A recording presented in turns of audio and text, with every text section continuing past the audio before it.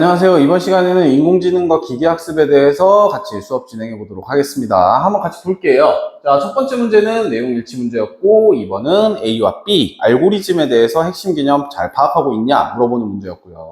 3번 같은 경우에는 가 문장에서 이 이유, 생략된 이유를 찾아낼 수 있느냐, 추론할 수 있느냐를 묻는 문제였습니다. 다음에 4번은 이제 그래프를 보고 그 글의 설명을 잘 이해했느냐를 묻는 문제였습니다. 그러면 한번 같이 문단 내용 볼게요. 자, 1문단 같은 경우에는 먼저 이 글의 핵심 주제 중에 하나인 기계학습에 대해서 이야기를 합니다. 기계학습이란 뭐냐? 여러분들 알듯이 컴퓨터가 데이터를 학습해서 그리고 나서 스스로 규칙을 찾는 방법이다. 그러고 나면 우리가 뭐 예를 들어서 뭐 그려줘 혹은 이거에 대해서 대답해줘 했을 때 정확한 값을 우리에게 전달해 줄 수 있게 만들려는 게 지금 인공지능들의 보통 모습이죠. 자, 이 문단 같은 경우에는 그러면 이 AI를 학습시키거나 할 때 어떻게 하느냐에 대해서 이야기를 합니다. 첫 번째로 나오는 게 모델이에요. 모델 같은 경우에는 이제 우리가 실험이나 이런 거 할 때 많이 듣던 뭐 모델이죠. 혹은 경제 시간에 많이 듣는 건데, 자, 현실 세계의 사건의 본질적인 구조가 어떤 경향을 가지고 있냐라는 것을 나타내는 것이라고 보면 됩니다. 그래서 현상을 수상화시키고 단순화시켜요. 그래서 우리가 보통은 이런 거를 만든다 그러면 현실을 구체화한다라고 생각할 수도 있지만 이것 같은 경우에는 수로 만들기 때문에 수는 막연한 것이지 막 형태가 있는 애는 아니잖아요. 그러다 보니까 데이터로 만들려다 보니 추상화한다고 하는 것이다. 자, 다음에 뛰어난 일반화 능력을 당연히 기대하겠죠. 즉 우리가 뭐를 그려줘 했을 때 딱 내가 원하는 그림을 그려주는 것을 바란다. 그래서 새로운 입력값을 넣었을 때 합리적인 출력값을 생성하는 것을 뛰어난 일반화 능력을 갖고 있다라고 이야기를 합니다.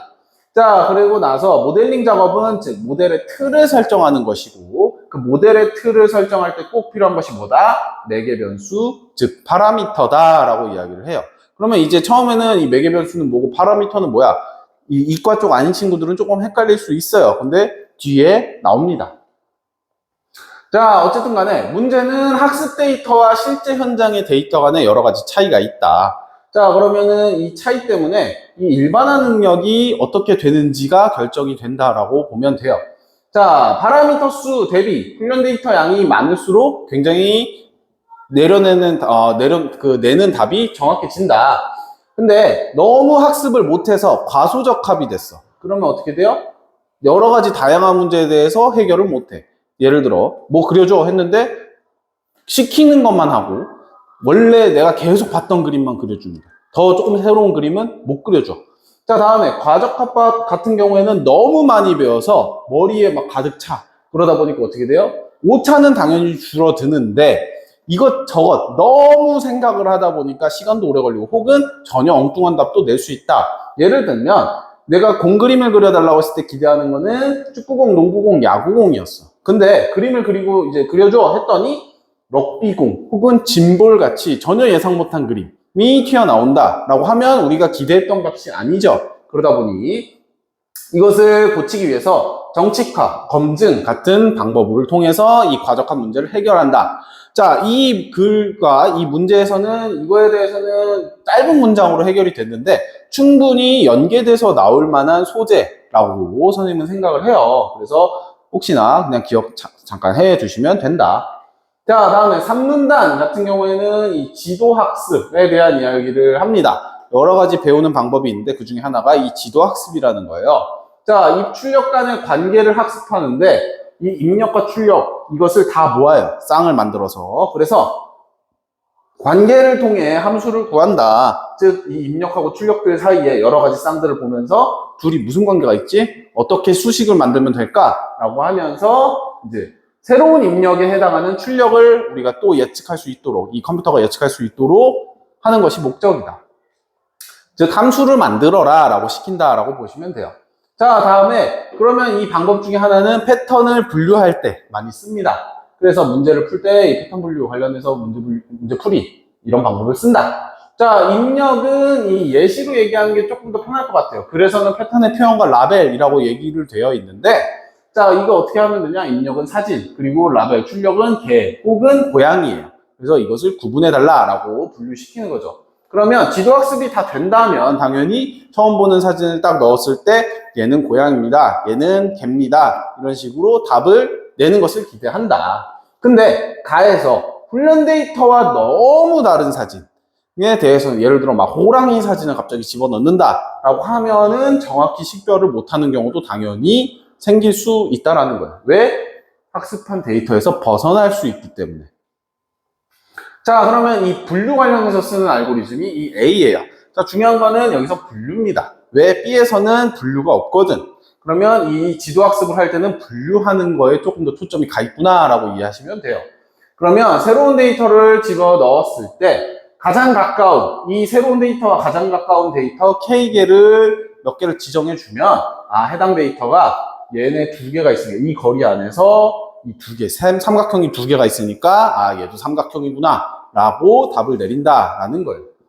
즉 판정을 해준다는 거지. 주변 친구들을 보면서 찬성 몇 표, 뭐 반대 몇 표 이런 식으로. 자, 장점은 우리가 지금 얘기한 것처럼 충분히 간단하고 굉장히 빠른 편이다. 그리고 직관적이다. 즉 거리로 하기 때문에 얘는 거리 때문에 떨어졌구나. 얘를 거리가 안 된다고 이 얘가 판단을 했구나. 바로 알 수 있다.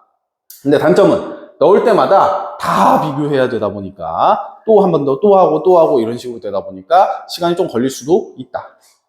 자, 4문단 같은 경우에는 비지도 학습, 아까는 지도 학습, 이번엔 또 다른 학습을 이야기를 해요. 자, 이것은 뭐냐? 정답이 없는 상황. 그러니까 입력하고 출력이 정확하게 매칭이 안 되는 경우, 혹은 이거에 대해선 정보가 뚜렷이 없는 경우에는 데이터 특성을 학습할 때 있어서 조금 힘들어 할 수 있겠죠. 그러면 우리도 만약에 답 없이 그냥 데이터만 막 중구난방에 있어. 그러면 어떻게 판단할 것인가를 얘기했을 때 쓰는 방법이 뭐다? 비지도 학습이다.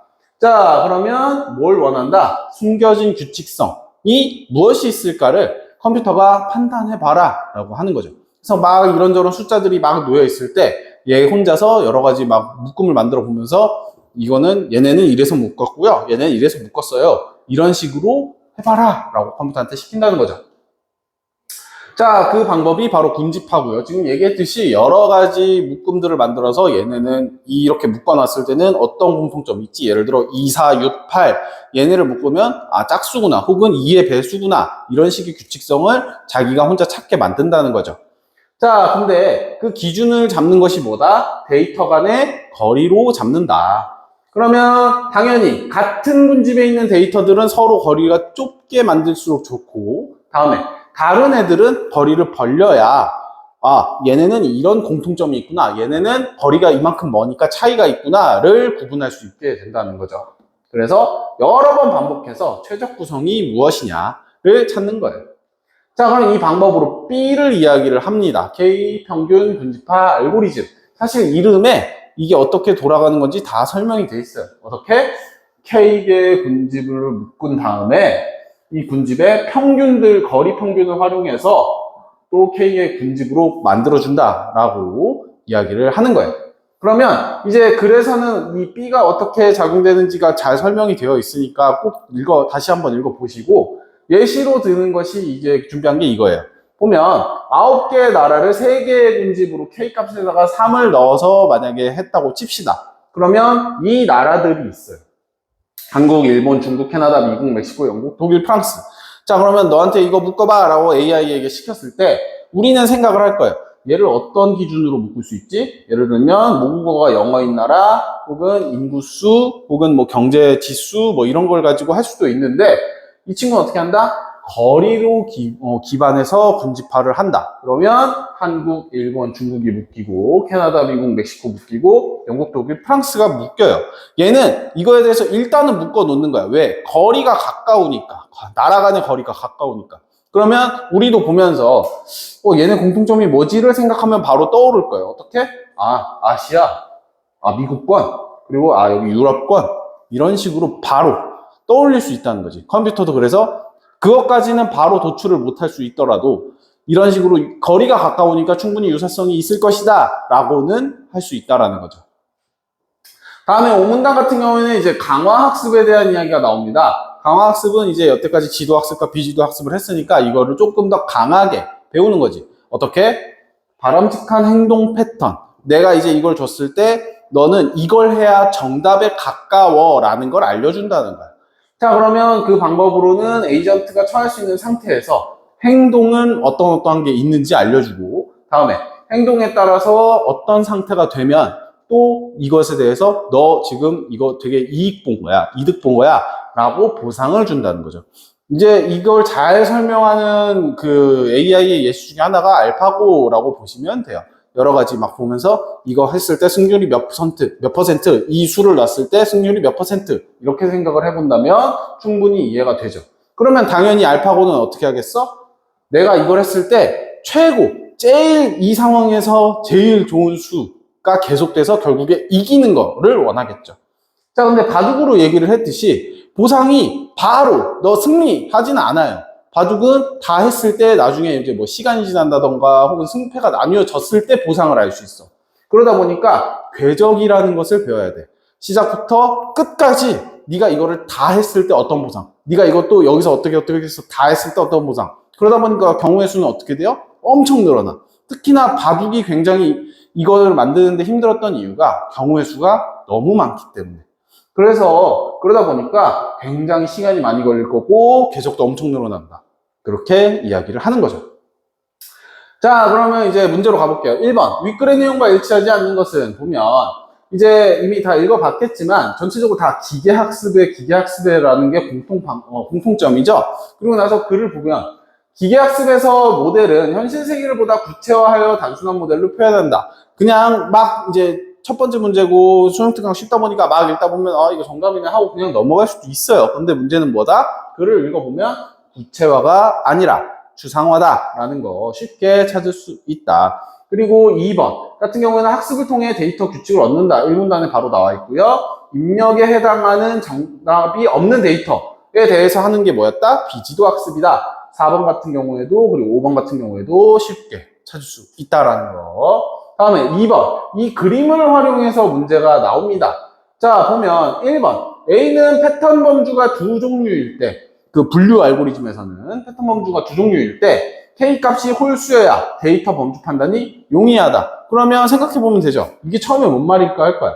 그러면 K개만큼, 이 데이터 안에 거리를 집어넣었을 때 K개만큼을 참고한다 라고 얘기를 했으니까 만약에 5개를 넣는다 그러면은 충분히 판단할 수 있어요. 2번에서 이제 얘기를 하겠지만 A는 그림에서 K를 5개로 설정할 경우에 A를 사각형 범주에 속한다고 할 가능성이 높다. 왜? 하나, 둘, 셋. 여기 3개 있고 이번에 삼각형이 오히려 2개가 있으니까 어떻게 돼? 그러면 얘는 사각형으로 이번엔 판단을 하겠구나가 되니까 2번부터 얘기를 하면 맞는 얘기가 되고요. 다시 1번으로 돌아오면 그럼 만약에 4개라고 해봅시다. 4개라고 하면은 둘이니까 그러면 나는 이제 뭐 어떡하지? 가 되는 거지. 그러니까 얘는 개일 수도 있고 고양이일 수도 있어. 이렇게 분류할 수는 없으니까 그래서 1번도 홀수여야 편하겠구나가 되고요. 3번 B는 최초로 선택된 K값이 몇인지에 따라 결과가 다르게 나타난다 라고 얘기해요. 우리 아까 봤던 그 나라 구분하는 것도 당연히 K개를 뭘로 하느냐에 따라서 답이 달라질 수 있겠죠. 그렇게 생각하면 되고요. 그리고 4번 B는 처음 선택된 각 군집의 중심 위치가 군집에 할당된 데이터들의 평균점과 일치하면 개별 데이터가 소속되는 군집은 달라지게 된다. 가 아니죠. 여기서 종료가 되고 군집은 달라지지 않는다라고 본문의 비지도 학습 부분 보면 써 있습니다. 그래서 정답은 4번이 됩니다. 5번 같은 경우에는 거리가 둘 다 이제 필요하다라고 글에 써 있죠. 다음에 3번 가의 이유. 가는 훈련 사진과 너무 많이 다른 경우에는 정확히 식별하지 못한다. 아까 얘기했듯이 갑자기 호랑이 사진을 집어넣는다면 개와 고양인지 혹은 코끼리 사진을 집어넣으면 개인지 고양인지 구분하지 못하겠죠. 그러면 그것을 제일 잘 설명해주는 애가 뭐다? 1번이다. 지도학습의 훈련 데이터 집합과 실제 입력 간의 차이가 크다. 자, 이게 본문에도 그대로 쓰여 있기 때문에 이거 정답 아닌 것 같은데 하면 안 된다는 거죠. 가장 합리적인 답이 뭐다? 얘다라는 게 결국에 도출이 돼요. 2, 3, 4, 5번 같은 경우에는 충분히 다 반박이 되는 얘기들도 있고 굳이 얘가 이유도 아닌 경우도 있어요. 2번 간단하게 보면 입력에 해당하는 출력값이 지정되어 있지 않은 게 문제는 아니죠. 왜? 우리는 정해줬잖아. 입력값, 출력값 이거 쌍 지어라 라고 얘기를 했으니까.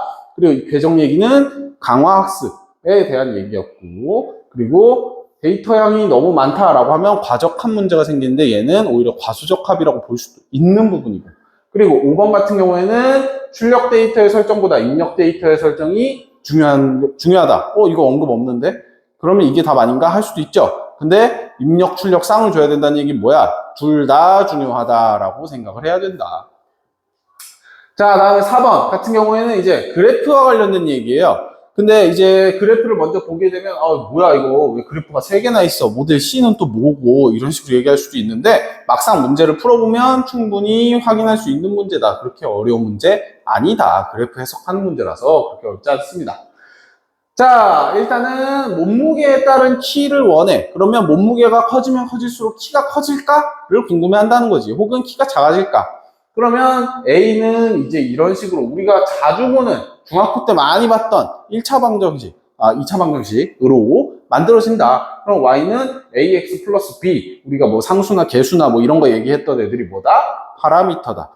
우리가 그 수학 시간에 배우는 함수들이 다 이제 이런 걸로 나중에 대학교 혹은 고등학교 후반기에는 다 이걸로 바뀌었죠. 자, 그러면 이제 모델 B 같은 경우에는 3개, 그래서 2차식이 되고, 모델 C는 파라미터, 즉 개수나 뭐 상수나 이런 게 7개인 고차인 다항식이 되었다. 그러면 검증 결과 이 C는 모든 데이터에 대해서는 예측과 실제가 일치한다라고 할 수 있겠죠. 왜? 그대로 그냥 쭉쭉 이어놨잖아. 기억, 미음, 디귿, 리을, 미음, 비읍, 시읍. 근데 A나 B 같은 경우에는 어느 정도 벗어나는 애들도 있다. 자, 그러면 이제 이런 일반화를 했을 때 몸무게가 증가함에 따라 키도 증가한다고 볼 수는 있겠죠. 자, 그러면 1번. 모델 A 같은 경우에는 일부 훈련 데이터의 특성만을 반영하고 있다. A로는 우리가 이 경향을 충분히 확인할 수 있어. 근데 최적화되었나? 라고 한다면 그 부분은 조금 힘들죠. 왜?